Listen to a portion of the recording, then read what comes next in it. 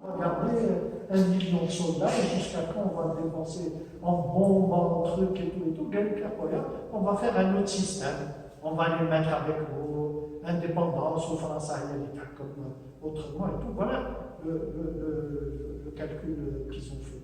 Donc, quand on dit le congrès de la Soumam, c'est les chefs.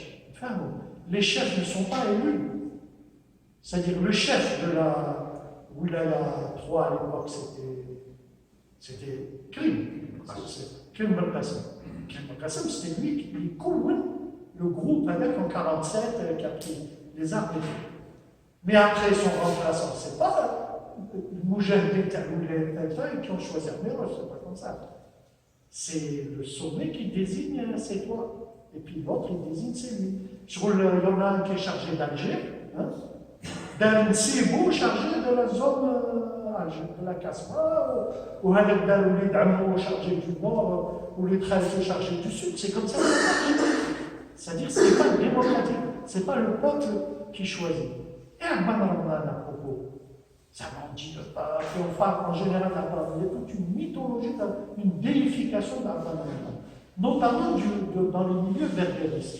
Abban, comprenez, Abban le Kabyle, Ralph Arabe. Voilà le système. Comme ça. Abban a fait voter une décision où il disait il faut liquider les missalistes et les berbéristes. Abban, il a donné l'instruction de tuer les berbéristes. Donc, les berbéristes ne peuvent pas dire il est à nous, c'est pas possible. C'est un nationaliste algérien, c'est pas un berbériste, pas du tout, du tout. Bon. Et la mort d'Abban, c'est pas. Et à Raven, il est mort au Maroc sous les mains d'un tueur de Bosso. Non, mais en fait, il te fait une guerre à la raison. Parce qu'il a pris une sorte de pouvoir personnel sur lui sans en avoir les moyens militaires. Il n'avait pas les moyens politiques d'être un chef aussi dur. Il les traitait déloyalement. Si vous connaissez les anecdotes, il traitait le père de la Wilaya 3, il le traitait à Rio. Tu vois, forcément, il y a une réaction des autres. Ils disent pour qui tu te prends et tout. Ils l'ont assassiné. Bien sûr, c'est des méthodes que nous retrouvons, mais c'est des méthodes qu'il partageait. Ce n'était pas ça le premier assassinat. Lui, on l'a tué, eux l'ont tué. Et ça a continué après. Et ceux qui l'ont tué ont été tués par d'autres, etc., etc. Donc, quand on dit on va enlever ce pouvoir à la hausse que les militaires ont mis, on va mettre un pouvoir que le peuple a mis. Moi, je me rappelle que Ben Bella a été adoré par le peuple. Adoré par le peuple. C'est autre chose. Mais je me rappelle qu'il était adoré par le peuple. Ils ont fait un coup d'État de manière très précautionneuse. Et Boumedine a prévu un avion à Boufaïr, Béchar Boufarj, au cas où le coup d'État rate. Bon. Et le problème, c'est que les gens commençaient à se décourager, etc. Et Ben Bella, il a pris tout le pouvoir. Il n'y a que le coup d'État, qu'est-ce qu'ils ont dit? Ils ont dit il a tout le pouvoir. Je crois que le gars, il était ministre du tourisme, ministre de ceci, ministre de cela. Chaque fois qu'il y avait un problème, il dit je prends ça à la présidence. Bon, il a pris toutes les attributions. Au début, c'est l'armée des frontières qui l'a placé parce qu'elle avait besoin d'un homme célèbre et populaire. Mais après, c'est lui qui avait tout le pouvoir.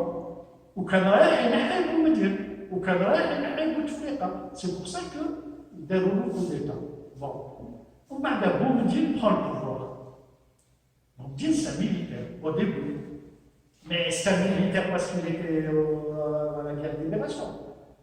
Ou quand il va être se moquer faire. C'est-à-dire, s'il participe à la guerre, il participe à la guerre. C'est un militaire, on a dit, c'est un militaire. D'accord. Ce militaire, Boumedine, il fait un coup d'État, il prend le pouvoir. Au début, il est aidé par un certain nombre de gens. Mais après, Boumedine avait tout le pouvoir. Il y avait des hommes forts. Boumedine c'était le dictateur, c'est lui le pouvoir. Et Boumedine était aimé du peuple. Et tout le monde en Algérie, moi j'ai commencé à faire partie à cette époque-là, au début des années 60, tout le monde autour de nous disait mais non, le peuple il le déteste, c'est la dictature, la sécurité militaire, torture, ce qui est vrai. Bon. Et tous tous, c'est-à-dire mon ami Mohamed Harbi, qui est un homme excellent, Mohamed Boudiaf, entre autres, tous les hommes politiques considéraient que Boumediene c'était un méchant dictateur, la junte militaire et tout ça. Et puis il meurt, il y a une manifestation monstre, les gens pleurent, et ça dure des jours. Bon, alors qu'est-ce qu'a dit Boudiaf? Il a dit, je croyais que c'était un dictateur, et en fait le peuple l'aime. Et Boudiaf, à ce moment-là, il a décidé de laisser tomber son parti. C'est à ce moment-là qu'il a commencé à abandonner son parti, le PLS. Il a commencé à penser qu'il fallait revoir sa vision de la politique. C'est la vérité. C'est-à-dire, Boumediene, il ne reposait pas que sur la matraque, la sécurité militaire. D'ailleurs, je vais vous dire un truc. En 88, quand il y a eu les émeutes, le pouvoir algérien a découvert qu'il n'avait pas beaucoup de policiers. Nous, on croyait que les policiers étaient partout. Quand on se réunissait, on était là, mais, en réalité, le nombre de policiers en Algérie était 3 fois inférieur au nombre de policiers en Tunisie, par nombre d'habitants, par million d'habitants. D'ailleurs, après, ils ont augmenté, ils ont doublé, ils ont triplé le nombre de policiers, parce qu'il n'y avait pas beaucoup de policiers en Algérie. Donc, sur quoi reposait le régime? Il reposait sur le fait que le Boumediene, il remonte. Mais d'un autre côté, les gens reportaient en lui une sorte d'espoir. Tu sais, Boumediene, il a nationalisé les mines, il a doublé les salaires immédiatement, il a construit des usines partout. Vous savez, les gens disent la Kabylie, ils ont fait exprès. Le premier programme spécial, c'est à Tizi Ouzou. Le gouvernement s'est réuni à Tizi Ouzou et ils ont décidé d'un programme pour que la wilaya se rattrape. Parce que la wilaya, c'est des montagnes, bien sûr qu'elle est sous-développée. Et la première usine, d'abord en Algérie, c'est à Brar el Khouda. Et le grand complexe Léniam, etc., ils ont fait des usines dans toutes les régions du pays également. La politique Boumediene, ce n'est pas Bouteflika. Bouteflika, il avait 18 ministres de Tlemcen, ou de son village. Boumediene, c'est pas ça. Boumediene, il prend 2 Kabyles, 2 Mozambiques, 3 Chaouis, 5. Il saupoudrait. Et les usines, il y en a dans toutes les villes. Dans chaque ville, il y a une usine. La Roite, dans toutes les villes, il y a une usine ou deux. Donc, ce développement-là, il faisait rêver les gens. Il dit la khadma. Vous vous rendez compte? Khadma, la cantine, le transport, la sécurité sociale, le CMS pour soigner les enfants, les colonies de vacances. On est sorti de. Bon. Alors les gens disent oui, mais il y avait beaucoup d'ouvriers dans ces usines, elles n'étaient pas rentables. Qu'est-ce que je m'en fous? Elles sont rentables socialement. Il y a beaucoup de gens qui gagnent leur paye et rentrent à la maison avec la paye. C'est ça. Etc. Il y a beaucoup de trucs comme les villages agricoles. Ils construisent des villages. Je ne suis pas d'accord avec la vision, je peux critiquer tout ça. Mais ils construisent des villages. Il leur a fait pour que les paysans vivent dignement. Un endroit où il y a la poste, où il y a l'eau, où il y a des maisons propres, etc. Mais à l'indépendance. Du temps des colons, les gens bien, moi, ma famille, ils avaient été aisés, c'est une maison dérisoire. C'était vraiment. Même Makla était dérisoire. Donc, l'armée n'avait pas le pouvoir. J'ai fait une vidéo pour expliquer ça. J'ai fait 3 vidéos pour expliquer comment elle est le pouvoir. Et Bouteflika, c'est le tout. Bouteflika, en 2004, en 1999, Djabour l'Askar. C'est l'Askar qui avait le pouvoir avant lui, 10 ans. Je schématise, disons que c'est l'Askar. Bon, depuis le 92. Bon. Boudiaf n'avait pas du tout le pouvoir. Ça, on est entièrement d'accord. Boudiaf, c'est un pantin. Ils l'ont ramené du Maroc et ils ne savaient même pas ce que c'était que l'Algérie, comment elle fonctionnait et tout. Et ils faisaient marcher l'Algérie, c'était Moussa, le chef, et ensuite son successeur. Mais après, en 99, après cette dispute avec Zerwell, ils ont ramené Bouteflika. Quand ils ont ramené Bouteflika, est-ce que Kanu Habbo Bouteflika? Non, mais Habbo Bouteflika. Mais Bouteflika كان يكرههم. Il était jaloux. Pourquoi vous étiez au pouvoir alors que moi, j'étais en train, dans les cabarets de Genève, en train de m'ennuyer. C'était ça que leur disait Bouteflika. Donc Bouteflika, on le ramène en 99. Bon. Très vite, Bouteflika, la tour de race. Il avait tous les pouvoirs, il commence. Et quelque part, au niveau populaire, après la décennie du GIA, Zalouel a bénéficié d'une sorte de grâce. Les gens disaient au moins l'armée, Zalouel, au moins en a bien, ou moi, je suis au final, il m'a béni. Mais on parle de dire Bouteflika. Qui dit Bouteflika? Les gens ont oublié que Bouteflika n'a pas participé à la lutte contre les islamistes. Bouteflika, lui, il était à l'extérieur. Il n'est pas concerné. La paix est revenue avant Bouteflika, mais dans le souvenir des Algériens. Bouteflika, وجه الخير زلوال وجه الشر.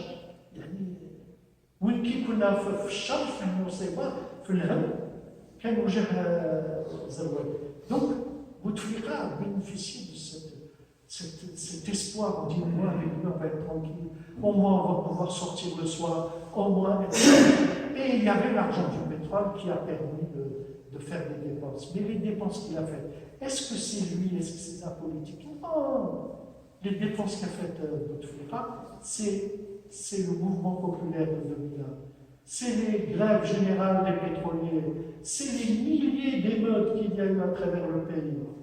Parce que les libéraux, leur politique, c'est Massafouche, drame, on les met à la banque, aux États-Unis, réserve de change. Mais bon juge, l'État ne doit pas intervenir dans l'économie. C'est ça. Bon. Et lorsqu'il y a eu les manifestations, Bouteflika a commencé à dépenser. Il a goudronné des routes, il a relancé le métro, etc. Voilà. Il s'est dit, si je donne du travail aux parents, peut-être que les enfants de Kabylie vont rentrer à la maison et vont se calmer parce que le chômage est classe ou le ham est classe. Bon. Et en 2004, Bouteflika avait une ligne de trahison nationale. Il voulait donner le pétrole, il voulait donner toutes les usines du pays aux étrangers et brader, c'était un dérange. Et donc, il y a eu une résistance de tout le monde. Les syndicats, la bureaucratie syndicale, le patronat, l'armée, la police, le FLN, le RND, tous ces gens ont résisté. Ils ont refusé la ligne de trahison de Bouteflika. Et ils l'ont bloqué. Bouteflika n'a donné des lois. Le premier mandat m'a des lois. Par exemple, officiellement, on privatise tout. La réalité, ils ont privatisé 4 briqueteries. Ou même pas une dôme, le Ma'alem Tarmjdi. Par exemple, l'Achor, c'est le fils de Boudiaf Michel El-Mouzir. Mais Khdama, on ne sort pas. Même s'il y a prévu. Donc, ça c'est vrai. À ce moment-là, l'armée a désigné Bouteflika pour remplacer Bouteflika. L'armée. Le chef d'état-major l'Amari, au nom de l'armée, a désigné Bouteflika comme président. Bouteflika, c'est pas un genre ambitieux. Il a mis du temps à dire oui. Maintenant, il a dit d'accord, je veux bien être président. Et il y a un vote et c'est Bouteflika qui gagne. C'est long, je ne vais pas passer une heure encore, mais il gagne parce que les gens, ils ont voté pour le calme. Il a Bouteflika, c'est bon, on continue avec. Et d'où il est ce type-là? Qu'est-ce qu'on sait de lui? Là, au moins, on sait, on est là, c'est bon. On ne veut pas le GIA, on ne veut pas le changement. Contrairement à 2019, où les jeunes envisageaient le changement. Donc, l'armée sous Bouteflika, Karazan Bandela, chaque fois qu'il y a un étranger qui vient, il disait oui, les généraux qui ont des containers, c'est une calomnie, c'est pas forcément vrai. Mais il parlait des armes comme la rue, ils sont mutués, etc. Et bien, ils voulait à tout prix diminuer le pouvoir, le poids politique des généraux, et il a réussi. À la fin de sa vie, c'est-à-dire les 6 dernières années des 20 ans de pouvoir de Bouteflika, son frère, qui n'est ni élu ni rien du tout, même pas ministre, son frère donnait des ordres à tout faire qu'on appelait Abu Zayd. Il donnait des ordres au chef d'état-major. Son frère, on a pu voir dans le procès tout, c'est le cas, c'est-à-dire quand Gaël Salah a voulu enlever Bouteflika, qui était malade, qui ne parlait pas, qui ne marchait pas. Normalement, il faut هكذا يقول واحد جندي يروح طبع الشريطه وخرجوا المراديه وخلاص. Normalement, هكذا c'est le général Gaël Salah. Ben non, il a dit il demande l'application de l'article 100. Et puis quand Bouteflika n'a pas fait, il redemande de façon urgente en rappelant tous les généraux et tout. Quand on prend le pouvoir, on le prend, mais on ne demande pas gentiment. Vous voyez, c'est-à-dire que, en fait, le pouvoir était à la présidence. Ce qui a saboté le pouvoir, c'est la maladie de Bouteflika qui a empêché de continuer à jouer ce cinéma. Le point de Bouteflika, ce n'est pas son intelligence. Bouteflika, c'est un ignore en économie. Il a commis des crimes par rapport à l'économie algérienne. Mais Bouteflika, il parlait bien. Il parlait très très bien, il est éloquent, contrairement aux autres, à Salah ou à truc. Il sait parler, c'est tout parler. Il sait magouiller, sûrement. Bon, mais il ne sait pas l'économie, la gestion, il ne connaît rien. La politique et tout, il connaît rien. Donc, Bouteflika, sa force, c'était que les gens voulaient la stabilité. C'est pour ça qu'on votait toujours pour Bouteflika. هات برك ما يجيش الجية والجية خلاص. Mais la Syrie, la Libye, etc., rappellent à tout le monde que si on ne fait pas attention, ça va tomber là-bas. Rappelez-vous que les gens qui ont manifesté, ils ont dit Manesh Souria. Rappelez-vous. C'était important, Manesh Souria. Dans Manesh Souria, il y a plusieurs sens. L'un des sens, c'est nous ne voulons pas être Souria. L'un des sens, c'était celui-là. Ce n'est pas le premier. Le premier sens, Manesh qui m'a Souria, l'Ibrahim. النظام ماناش كما سوريا يستعملوا العرف. C'était la réponse par rapport au discours de Gaël Salah. Gaël Salah. C'était la réponse. Oui. Gaël Salah. Maanaam Souria, c'était une réponse au discours de Gaël Salah. Bien sûr, bien sûr. Gaël Salah dit quelque chose de sa propagande. Il dit attention, si on fait les changements, on les répond. Mais dans Manesh Souria, disais-je, il y a le fait que nous, on ne veut pas le changement violent. Nous, on ne veut pas prendre les armes. C'est-à-dire que ce sens-là figure. Tu sais, en général, les événements, il y a toujours des lectures diverses. Je vais vous donner un autre exemple de lecture diverse. Au début, on a manifesté, on a dit Dawla Madaniya, Macha Askaria. Maintenant, Gaël Salah, tu te la fermes. Tu ne dois pas parler. Ça ne te regarde pas la politique. Tu es armé, donc tu dois te mettre de côté, laisser les civils s'exprimer, etc. Et puis après, c'est devenu.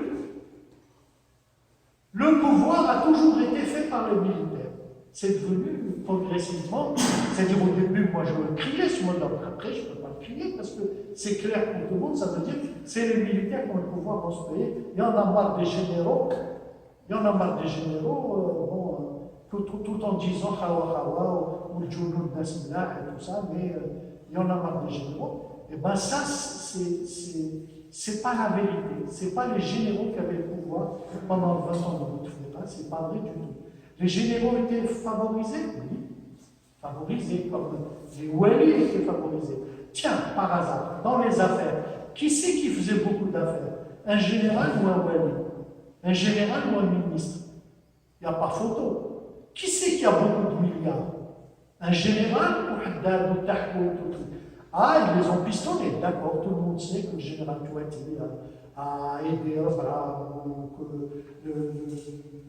Bon, pour Ali Haddad, c'est plutôt Saïd qui l'a aidé. c'est donc pas un général. Mais il a pourtant beaucoup de milliards. Donc, quand on regarde la réalité, on ne regarde pas la légende. La légende des généraux, l'armée, elle prend tout. La réalité, regarde Richard. Il y a des Khouadji, Richard. Il y a des Khouadji, des gens barbus, qui étaient au fils, on l'a même qui étaient au Génia, qui sont descendus avec de l'or, etc., qui sont milliardaires. Il y a des militaires qui vivent avec leur retraite. Je connais des militaires qui ont juste leur retraite et leur retraite des généraux, etc., dans les familles, etc. Donc, la solution que tu évoques, avant d'arriver à notre camarade, la solution que tu évoques, de dire donc c'est le peuple qui va choisir et on enlève, ça suppose déjà que là, le peuple ne s'était jamais exprimé. Or, tu vois, le peuple, il n'avait pas le pouvoir directement, oui, puisqu'il n'y avait pas les libertés de faire des partis, etc. Mais le peuple s'exprimait quand même un appui à l'ordre existant. Hein, un appui à l'ordre existant par peur du chaos. C'est pour ça que la chanson dit et même maintenant il y a un nouveau slogan à l'Achaya en disant enfin des choses comme ça, parce que c'est vrai qu'à un moment donné le peuple a pris cette pause de dire voilà, il vaut mieux que ça bouge pas, il vaut mieux, etc. Le peuple a compté. L'idée de la fraude, par exemple, j'ai fait 1000 tentatives d'essayer d'expliquer comment ça marche la fraude. Les gens ne sont pas rationnels, mais si vous êtes sûr, bon maintenant c'est foutu, mais si vous êtes, voilà, maintenant pour l'élection de Togo, si vous êtes sûr à ce point que personne n'a voté pour Togo, c'est les militaires qui ont voté pour Togo, eh bien allez demander aux gens à travers de où les gens. Moi je suis désolé, j'habite à Alger, hein, eh bien les gens qui votent, il n'y en a pas beaucoup depuis longtemps.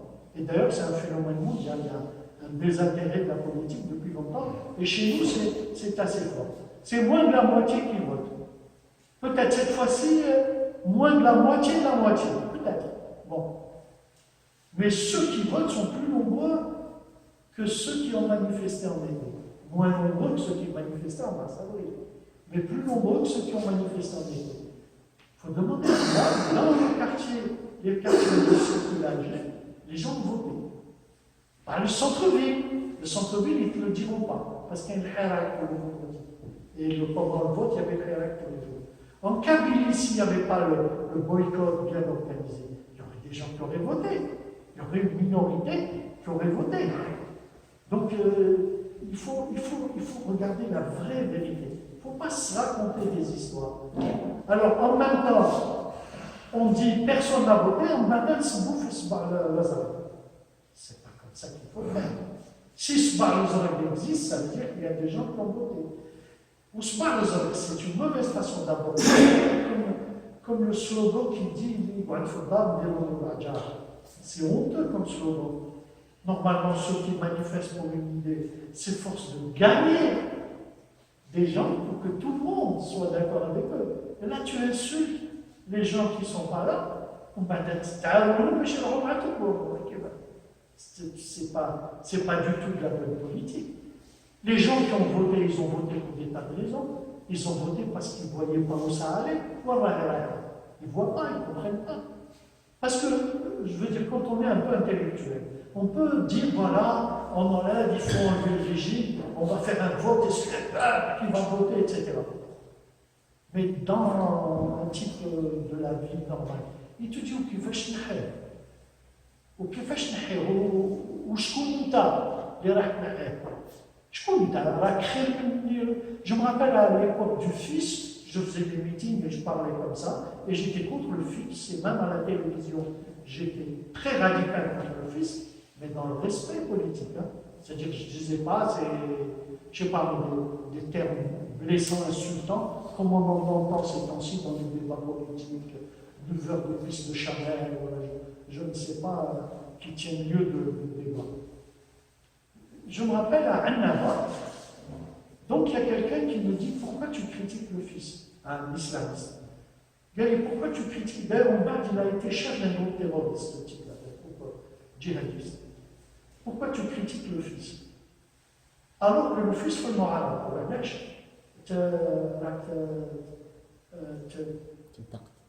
تسب ولا تنقد في الفيس والفيس معارضه كيما نتوما وتروح me disait la même chose. Alors je lui ai dit, c'est vrai, le fils معارض بصح يقدر يكون احسن من النظام، يقدر يكون اقبح من النظام. المعارضه c'est pas un signe de. Je pense, moi, les partis de l'opposition, la plupart, sont pires que le pouvoir pour les pauvres. Pour les pauvres gens, ils sont pires que le pouvoir. Maintenant, peut-être pour la liberté des journaux, des milliardaires, ça sera mieux. Mais pour les pauvres gens, on est sûr que nos droits vont partir. Donc, c'est le gars du fils Saf, et on a continué à faire le métier. Donc, il ne suffit pas de dire je suis de l'opposition, je suis dans l'opposition,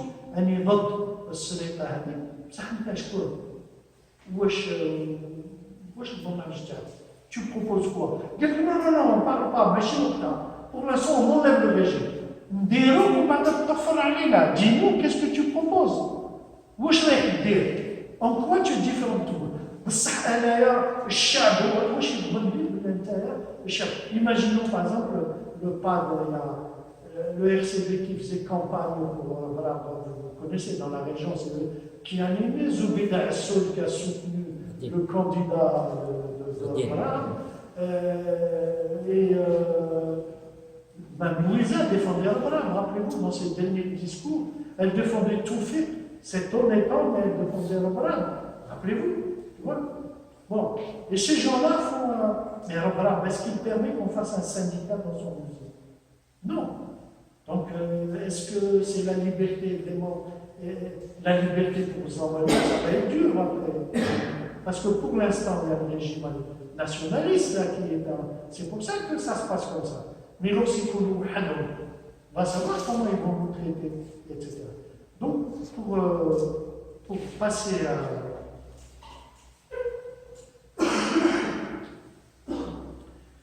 Mon camarade disait comment ça se passe, l'histoire des simples arrêtés et des choussillettes. Bon, l'histoire des gens qui sont condamnés, des gens qui sont libérés. Chauffe, les arrestations, c'est pas pour faire du mal aux gens, c'est pour gagner politiquement. Le jeu du pouvoir est le suivant. Premièrement, le contenu, le container, c'est-à-dire nous empêcher de déborder. C'est-à-dire que là, on manifeste, et c'est lui qui contrôle le pays. On manifeste, comme c'est là, je m'en fous, donc elle est hakim ou le contrôle et tout ça. Au début, les jeunes vont pour monter, ils voulaient même monter à la présidence, etc. Il y a eu, puis après, bon, il y a eu des frontières qui ont été fixées, et je crois que nous, on manifeste en bas. On ne monte pas à la présidence, il y a des tas de policiers pour nous empêcher. Bon, en gros, on ne fait rien. On ne va pas voir les gouvernements, on ne va pas voir la présidence, mais on peut parler dans la rue. Bon. Et puis, ce que Gaël Salah a raconté, il s'est dit, Gaël Salah, ce mouvement va se fatiguer d'ici Ramadan, et moi je vais les occuper en faisant des arrestations des voleurs, des oligarques et tout. من جهة je règle mes comptes, من جهة je fais plaisir au peuple, tout va très bien, le Hirak est au hasard. Le problème, c'est que le Hirak marche, notamment à cause de ce phénomène où, pendant l'âne, d'autres gens sont venus manifester régulièrement et tout, avec en train des gens âgés, des gens plus aisés socialement, etc. Bon.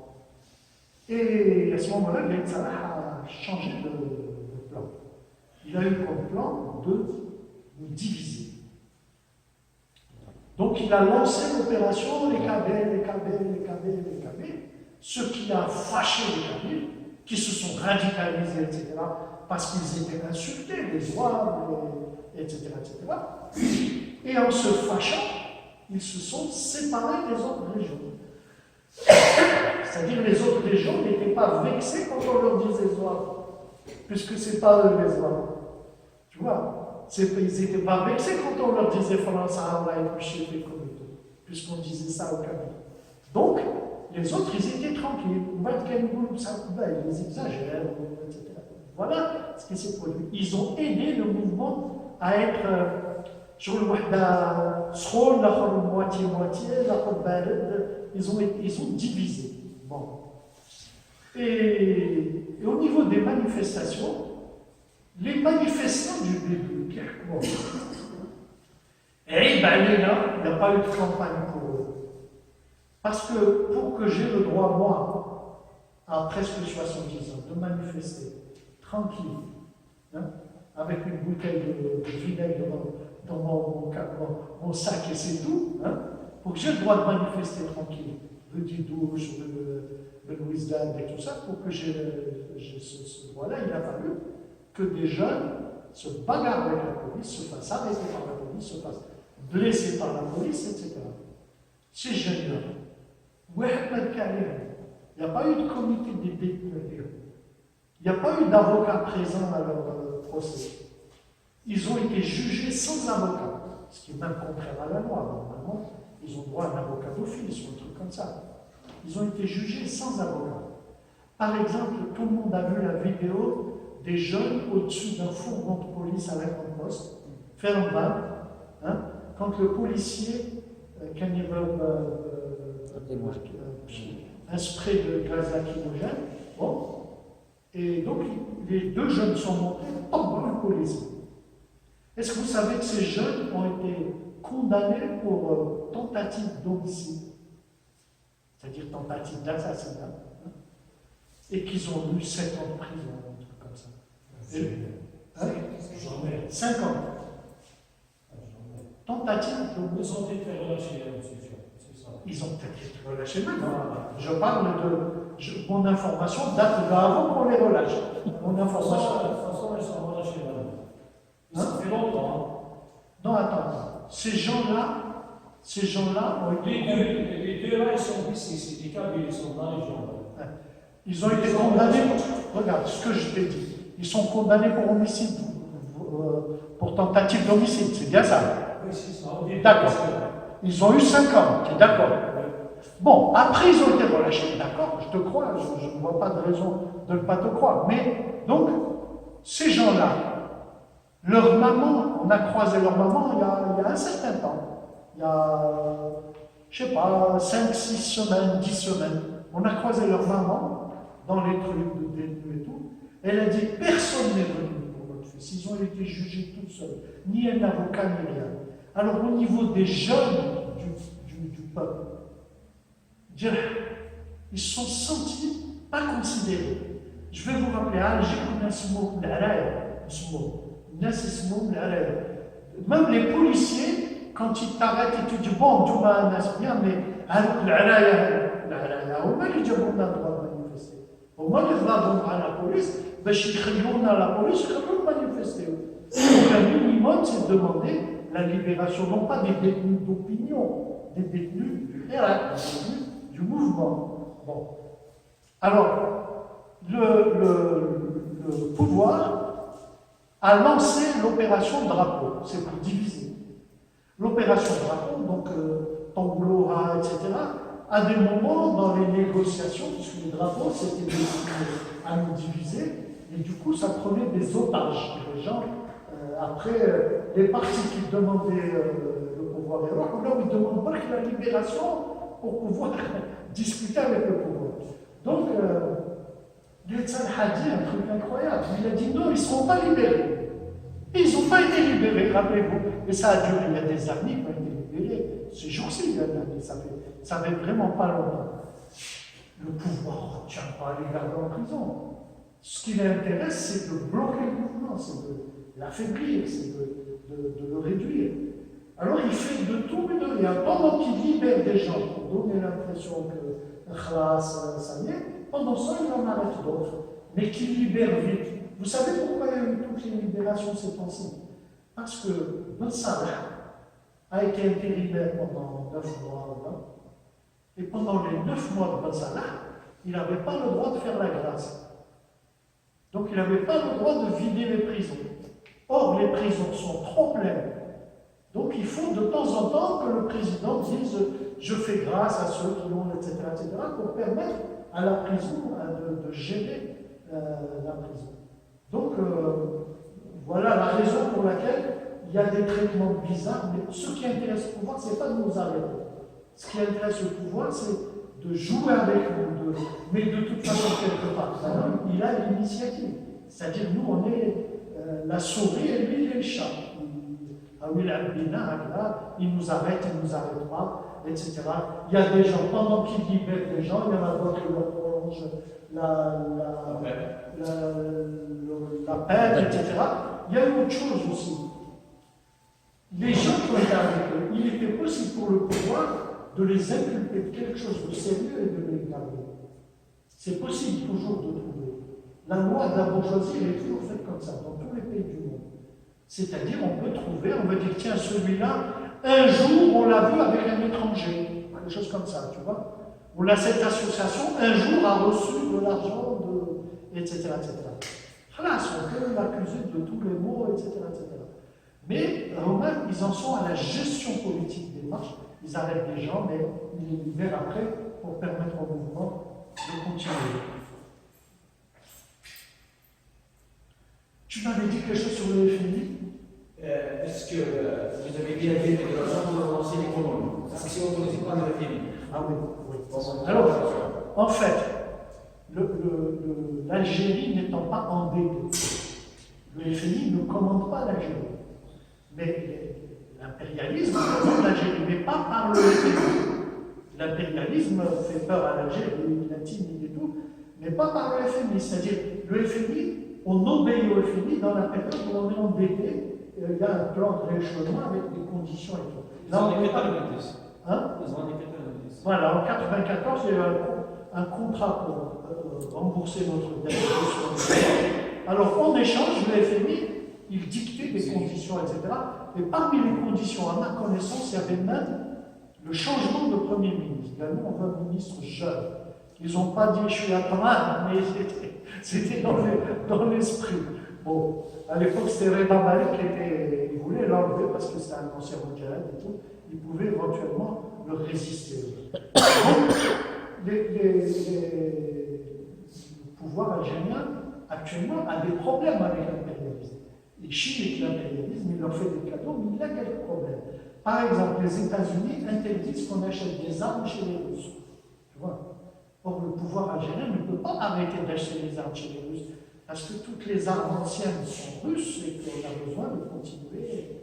D'un autre côté, quand tu sais que Israël, les États-Unis, etc., sont liés par des tas d'alliances et tout, à quoi ça sert? Des armes contrôlées par tes ennemis. Il y a un truc comme ça. Vous connaissez l'histoire des tablettes de commandement, avec l'histoire de BRC, l'affaire BRC. L'armée a acheté des valises de commandement. Tu vois, les valises, tu ouvres et puis tu appuies sur le bouton et ça fait sauter la bombe. Je plaisante, bien sûr. Vous avez compris. C'est-à-dire les chefs d'état-major auraient eu des valises pour pouvoir donner des ordres aux différentes bases de missiles, aux différentes, etc., etc. Ils ont acheté 4, etc., pour des sommes folles. Et après, ils ont aperçu que c'était un piège. Parce que la valise, avec tout ce qu'il y a dedans, est enregistré par l'armée américaine. Donc, ils sont au courant. L'ennemi est au courant avant que tu appuies sur le bouton. Ton ennemi est au courant. Ton ennemi qui sera, je ne sais pas, soit le Maroc avec les États-Unis, soit Israël, soit l'Europe, soit. Bon. Donc, mais le FMI ferait pression au cas où il y a un développement autonome. Le FMI, les grandes puissances faisaient pression, faisaient des sabotages, des trucs et tout.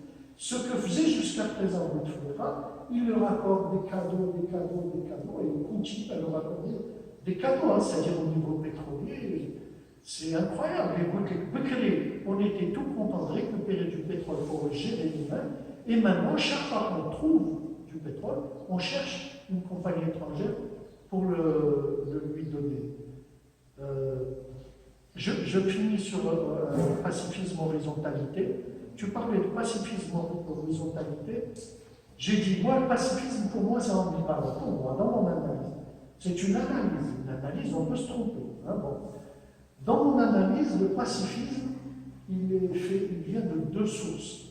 La première source, c'est que les jeunes qui n'ont pas vécu les années 90, mais qui ressentent les années 90, et qui ressentent les malheurs du printemps arabe et tout, d'Assine et d'Alibi, ne veulent pas aller jusqu'à l'affrontement violent.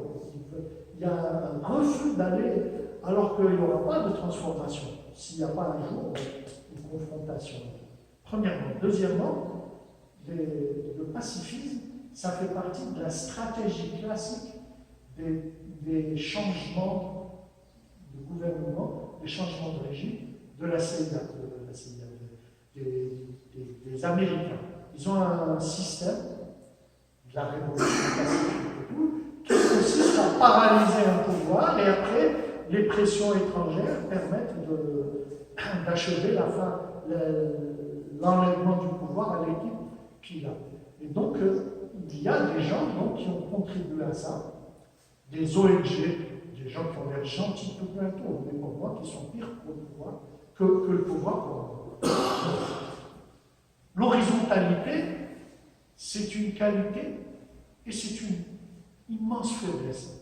La qualité, c'est que un mouvement horizontal est indestructible au sens où, enfin difficile à décrire au sens où, tu vois, quand il y a un chef, tu enlèves le chef, tu enlèves toute la direction, c'est un malheur. Mais prenons par exemple une organisation horizontale, le JIA, tu vois. C'est une organisation pour égorger. Bon. Mais le JIA, chaque fois qu'on tue un chef du JIA, je me rappelle, je rigolais avec les copains. C'est facile de mettre un autre chef, c'est tout le problème.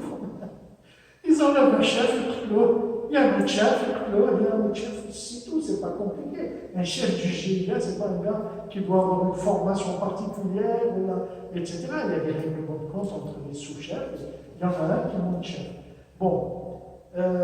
Mais donc, c'est pas possible de démanteler une organisation composée de cellules autonomes comme les groupes armés, etc. Je trouve que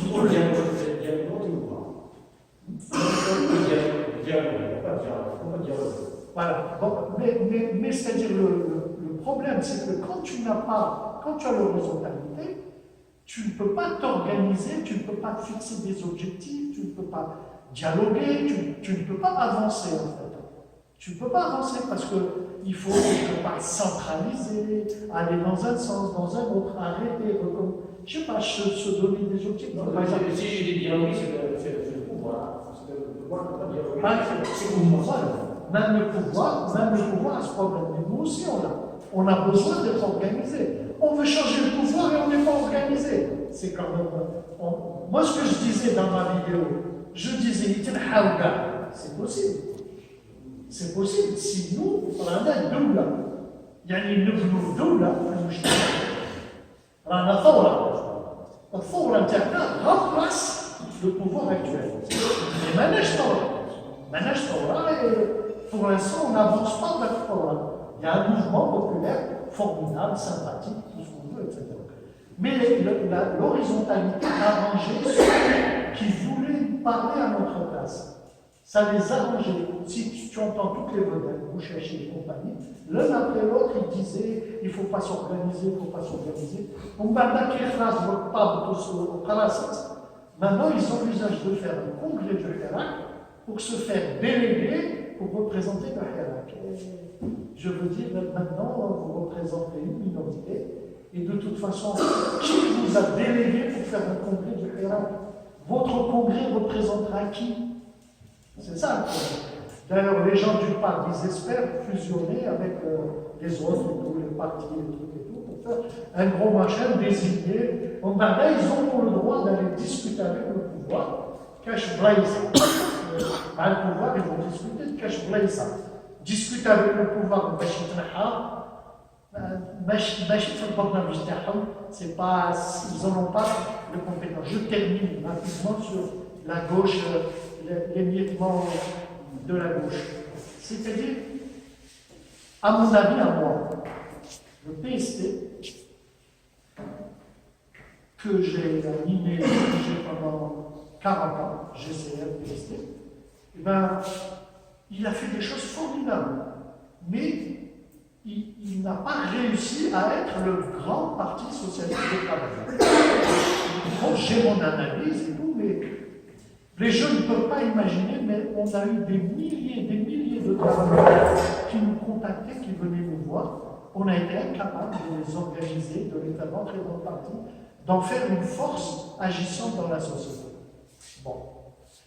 Alors, si on veut changer le monde, on ne va pas changer le monde en proposant un sigle qui a déjà échoué. C'est-à-dire qu'il faut forcément qu'on fasse rêver les gens d'un changement. On leur dit qu'au moins, nous, on a changé. On a amélioré nos méthodes, etc., etc. Le problème, c'est que quand on est faible, c'est plus facile de se diviser. C'est valable pour les courants à travers le monde. Quand on est faible, je le vois là, on est Adam Ahad, on sait tout ce qu'on est. Bon. Eh bien, moi je me dis, je vais avec mon ami Yaya et on fait un nouveau parti et on va être plus nombreux que cela. On va les dépasser. Et lui, il va se dire, je vais aller avec mon copain et on va faire mieux qu'eux, on va les gagner. Alors que si on était important, les gens ne partent pas facilement. Ils se disent, il y a ce grand acquis, ce grand parti, il ne faut pas le perdre, il faut qu'on reste dedans pour profiter de cet outil formidable et tout ça. Donc c'est notre affaiblissement qui provoque l'émiettement. Bon. Maintenant, après, il y a des questions politiques. Je ne tiens pas à l'unité à tout prix. Les PST résiduels, les camarades qui sont propriétaires du sigle, ils sont alliés avec les partis libéraux. Ils proposent avec les partis libéraux une alternative démocratique. Ce n'est pas le moment de parler d'autre chose. Non. Nous, la transformation qu'on fait,